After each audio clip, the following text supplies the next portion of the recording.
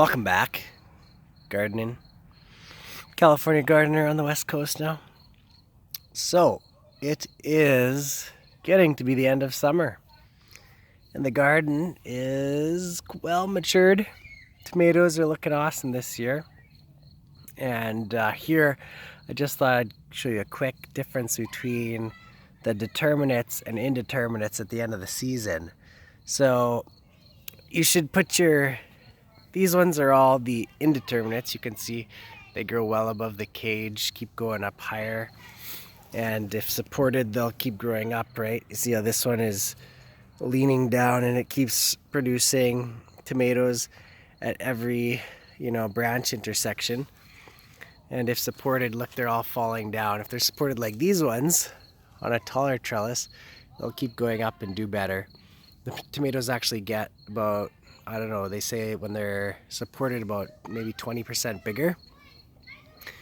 But these are the determinate. You can see they're much shorter. They bear a very heavy crop of tomatoes, all get ripe at the same time, and then the plants just die off. Like, look at this. I've been pulling off branches, you can see throughout the year of keeping them trimmed at the bottom like that, and they've been staying nice and healthy and green. All of a sudden, everything's just turning yellow. And the tomatoes are ripening, and it's done. Summer's over. Back to school next week for the kids, but we've got plenty of tomatoes here to make all kinds of things like sauces, sun-dried tomatoes, and canning tomatoes as well.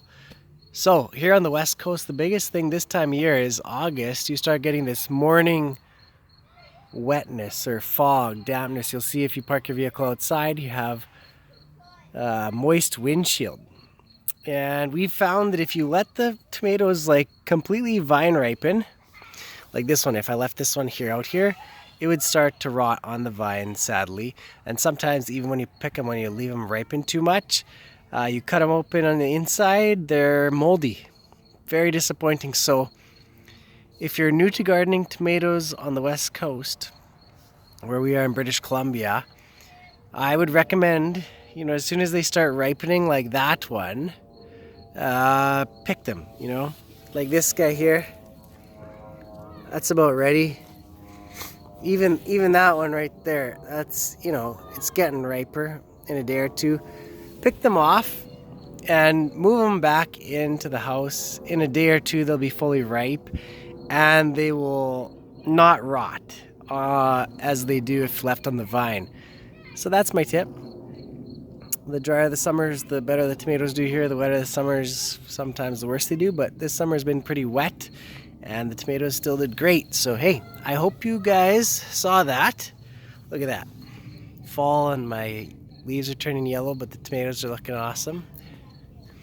Cherry tomatoes are looking okay. Some are breaking still. But look at this. Beautiful production here. Look at that. Just gorgeous cherry tomatoes. And you see how they produce all the way down, because always when the flowers are blossoming, I come by and flick them all every day. They're wind pollinated. Don't need bugs, just wind. And you can help that wind along by just coming along, and where you see blossoms, you just flick the plant a little bit every day. And it really helps production. You'll get a lot more tomatoes coming off. Okay, thanks for watching, guys.